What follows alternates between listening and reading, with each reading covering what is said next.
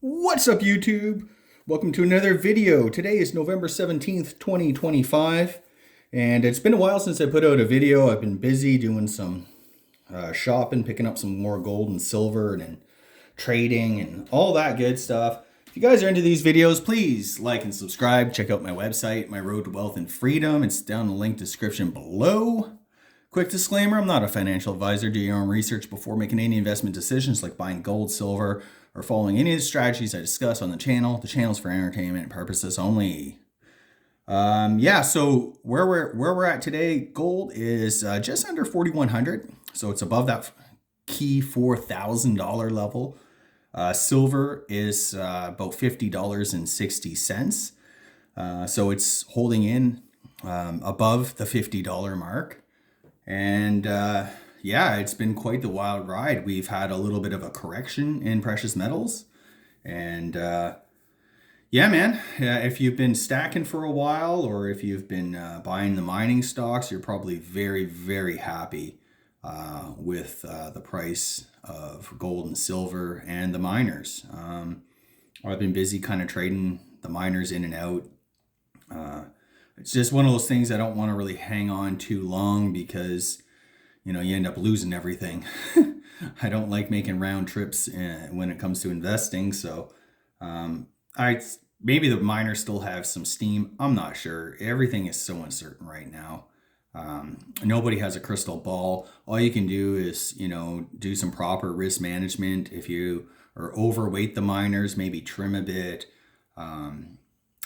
So that's kind of where I'm at right now. But I have been making some interesting pickups. So I'm going to just start this video. First off, this is a really cool coin. It's a 2025 1/10 ounce gold Royal Canadian Mint. This is like the polar bear coin.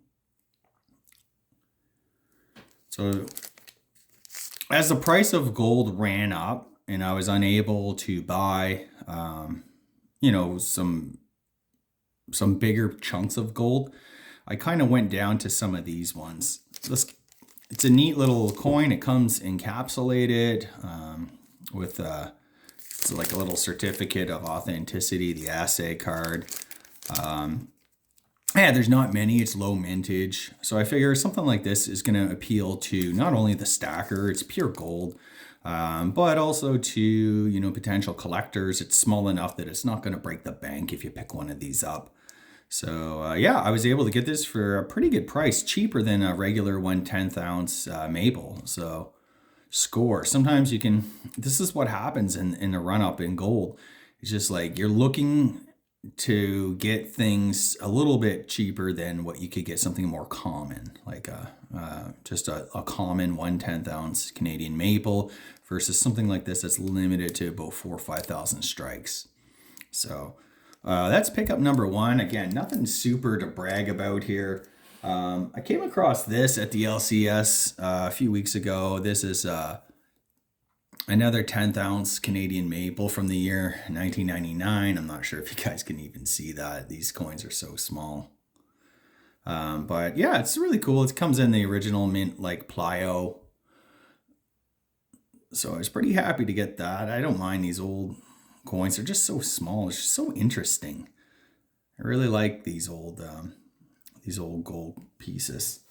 And this was a kind of an auction pickup a while back. Again, I got a pretty good deal. There wasn't much competition at the auction. I think mainly because of, there's tariffs and, so that knocks out a lot of people from certain auctions. These are old vintage Johnson Matthey gold bars. This is a 2.5 gram. And then on the back, it's just the JM logo. Yeah, so some fractional gold.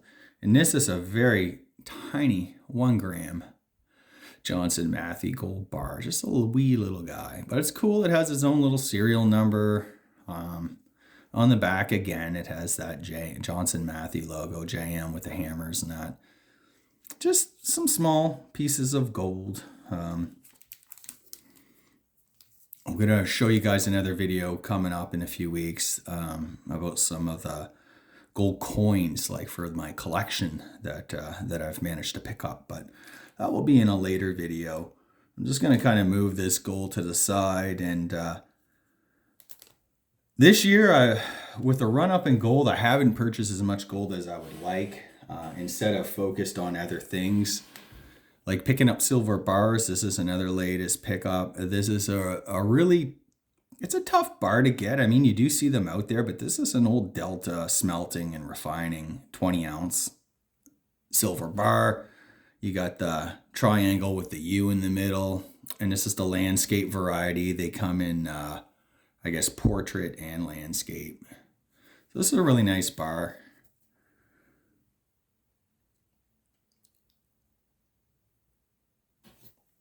And this is more like a collector piece. So if you notice, like what I've been doing with my other pickups and that, I've been basically getting the old vintage style bars. I kind of like their character, and if you can get them at a decent price, it's a bonus. Here's another pickup. This is a 10th ounce, or yeah, no, not 10th ounce. This is a 10 ounce Johnson Matthey Porter cast silver bar. Really great condition. You can see that it has this like frosting effect. That sort of glassy, icy kind of look. Just really interesting. Just a really beautiful bar.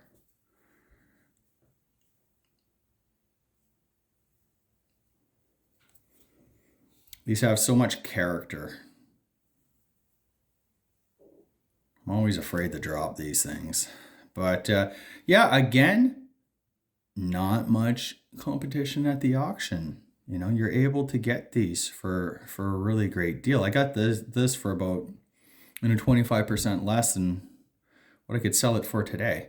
Part of that is the run up in silver, especially physical silver. There seems to be a little bit of a squeeze right now on silver. I'll set that aside. I want to move this bar out of the way. And this is the bar that I spoke about in my last video. It's a hefty one. This is a Johnson Matthey 50 ounce silver bar. And this is a very, very rare variety. There's less than 25 of these minted. And this one's in just superb condition. It's glistening. It has that little frosting effect. A really, really premium bar, very rare bar. And I actually got this for, I think, less than the price of spot silver. So very, very rare. You don't see these come up for auction. When I saw this, I knew immediately I needed to get this. I wanted to get this. Prior to this, my largest bar was a kilo bar. This is a really nice, solid 50 ouncer. Just really cool vintage bar. And definitely the star of today's video. I mean, you don't see very many of these. When they do, they come to market, and they're super expensive. You know, this isn't for everyone, and you know, it's cool. It just, all these pickups add, you know, some weight to your stack, but they also have character, a little bit of a story. And if you're a collector, kind of like I am, you're gonna like these. You're gonna treasure them. And yeah, when it comes time to sell, we always have to have kind of a view to, you know, one day we are going to probably have to liquidate at least a portion of our stack or our collection. And you want to have really great premium pieces that are going to be in high demand and going to fetch the most amount of money, you know, for your investment and stuff. So all three of these bars, not only are they valued for their precious metal content, they're all pure silver. $4.9 fine silver, but they also have a collectability premium to them. As a general rule, I don't kind of stack in mind for collectability. Typically, it's all just about the bullion and the value of silver. But hey, if you're able to get a really primo vintage bar or a really cool vintage coin or something like that, like, and you're getting it for basically at or under what you would pay for a new one, like a very common one, then that's a pretty good deal. That's a pretty good trade off. Now, I realize some of these bars aren't for everyone. I really like the old character. As I said, even with my stacking gold and stuff like that, I really tend to go for the old gold coins that were in circulation and stuff like that. Um, it's a little bit difficult to do in Canada because we have to pay taxes on those, which I just hate doing. So the majority of my gold is fine gold that's tax free and stuff like that because I just hate paying taxes on gold. You end up getting less gold. But you know what? The old historical gold coins, they have a lot of character. But I think for the collector out there, they just tell a story. And I'm a sucker for a coin or a bar or something like that with a really neat, cool story. Whether it's the old thalers from the 1500s or 1700s. Um, yeah, like it's just, they're really cool. And, the old silver pennies from like Henry the First or Third or something like that. Like these, or old Roman denarii, Greek drachma. Like it's just fascinating to me as like a lifelong coin collector. Um, it's I just love the history um, with all of this stuff. So anyway, I hope you've enjoyed this just short video. I don't have any um, really any more insight to give on any of this stuff. These were just some of my pickups.